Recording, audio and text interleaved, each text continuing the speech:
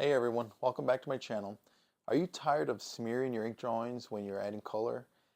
And do you want some tips on how to draw with ink and alcohol markers that will ensure there is no smudging and no bleeding? In this video, I'm going to share with you my step-by-step process and workflow that will help you stop ruining your ink drawings. So make sure you get out your sketchbook and take some artistic notes because this video is for you. All right, so today I'm going to show you exactly how to add alcohol markers to your ink drawings, which pens to use with no smudging and no bleeding as well. And I'll go over the best tools you should be practicing with as well. Here's the issue a lot of artists run into, including me, the first 4 years that I was trying to find out the right pens and the right coloring medium for my illustrations. You spend time on a sketch, you ink it, it looks great, and then you hit it with markers and then it happens. You start seeing your lines, all your hard work starts smearing right in front of you, and your colors start getting muddy, and you start loading more marker with paper and it just gets worse. It's very frustrating. Fortunately, the real problem isn't your skill, it's actually your process and your tools. Most people jump straight into markers without understanding how ink behaves. So let's fix that. Number one, you got to find the right tools. This is very important, and this took me many years. First, your tools matter way more than you think. For ink, I would recommend using pigmented waterproof ink pens. These dry very fast and won't reactivate with alcohol or water if you like adding watercolor like me. So I did a fun and surprising little comparison for you all on this sheet of 60-pound Hammermill premium copy paper, which is ultra smooth, and I love using this for a lot of practice, and I want you all to do the same thing. I want you to try out this test with your own pens and markers. Please save yourself lots of time and money and take notes here. When you buy new pens and markers, or any other art supplies for that matter, you must test them all out.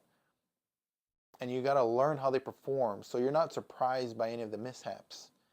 Look for pens that are made for adding wet mediums to. Brush pens with waterproof ink and fine liners labeled archival or waterproof will be the best choice, period. After years of trial and error, I finally found my dream pens. They're called the Dream Team. I use Sakura microns because they are less expensive than some of the other ones that perform very well, and they never fail. Well, not on me anyways. They are my workhorse and go-to for fine-lined illustrations and lettering. They are, however, non-refillable. So if that's something that you don't like, I would recommend looking at another option. Copic multi-liners are like the Rolls-Royce of fine liners, and they are very buttery smooth and they never skip. But they can also be a bit pricey. They do, however, feel amazing and are all aluminum and refillable if that's something that you're into. My favorite pen for more stylized cartoon illustrations, and I love using, is a Zebra Fude double-sided brush pen. The tips on these pens feel amazing and offer just enough pressure sensitivity to really create a really cool line weight. I also highly recommend the Kuretake Bimoji brush pen, and any size tip will work wonders for your illustrations. An overall amazing and very inexpensive but non-refillable pen, still my top choice. The Pentel Pocket Brush pen was my most valuable purchase in terms of time and money savings. You can do away with all of your India ink bottles and brushes because this pen can do it all. I can literally make a thin line, a thick line, fill massive areas of jet black ink in minutes, and it dries ultra fast. This pen is equipped with refillable ink cartridges, which are very inexpensive. And the synthetic brushes and bristles on this pen stay firm and they last forever.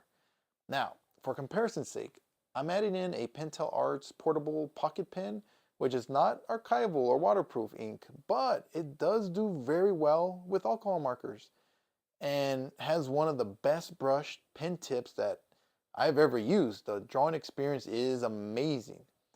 So highly recommend this one. lastly is a pen nib holder and nib and bottle of India ink. So this is basically the industry standard, but I actually don't waste my time using them anymore because, well, three reasons.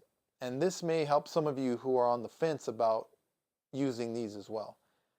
Well, number one, they are extremely messy. And if you need cleanliness or clean work, you don't want to mess up your illustration because you accidentally spilled the bottle or the ink got all over your fingers and now you smudged your work.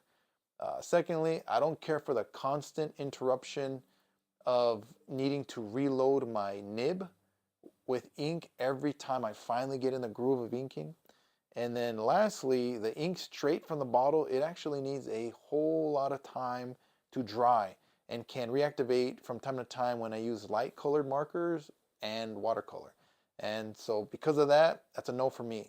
Trust me on this, just master the aforementioned pins that I told you about and you'll be just fine.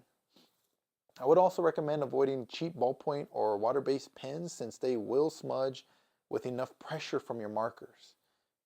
Hey, I just want to take a minute to say thank you for 500 subscribers. It means the absolute world to me that you all would literally take time out of your busy schedules to watch my videos, out of all the videos out there, and you liked and subscribed, so thank you. I just want to do my part honoring God with my illustrations and by giving you the most value for your time. And anyone else watching for the first time, if you would consider liking and subscribing, it will ensure that I can make more videos like this to help you learn more about illustration. So thank you again, and God bless you all. All right, so let's talk about markers. Alcohol markers are going to be your best bet. Alcohol dries very fast on paper and leaving only the dye. But they are strong and they can streak and smear if they're used improperly. Your markers really should be labeled alcohol based. I recommend buying the markers with a brush tip for smooth blending in larger areas. The brush tip and the chisel tip markers are definitely the best for versatility for a good reason. They're like the industry standard. You can get very crisp lines with the chisel tip, but the brush tip is my absolute favorite because it leaves virtually no streak lines if you use them in a circular fashion. I've used all kinds of cheaper brands starting out trying to figure out what I like, but after lots of time and money, I settled on the two basic brands that you can't beat, Ohuhu and Copic. All right, so now let's talk about paper. And paper is huge in getting nice illustrations. If your paper is too thin, it's game over. 20 to 30 pound paper will bleed through, and if you happen to use sketch paper designed for pencil drawings, then the marker will spread beyond your ink lines. So I recommend you use marker paper, heavier smooth Bristol, or multimedia paper. All of them should be fairly thick and smooth. And a pro tip is to always put a scratch piece of paper underneath your illustrations to keep the marker from seeping through to your other pages. Okay, now that we covered the supplies, let's talk about correcting your workflow. This is very important and worth the video itself, okay? This is where most people mess up. Here's a clean workflow that you should be using in order to stop messy, smudgy illustrations. Make sure you sketch lightly with a pencil, no softer than HB. So using soft, darker pencils will smudge a lot with markers. Don't do that. Make sure you erase them. Next, use a kneaded eraser to erase any super dark lines you may have made on your illustration. And then ink your lines with the pens I discussed earlier. Now you wait. Seriously, wait at least a few minutes, maybe 5 minutes, go take a break before you continue. Why? Because you need your ink to fully dry.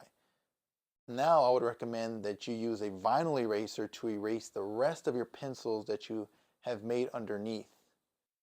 You'll actually be surprised how your eraser can smudge the ink as well.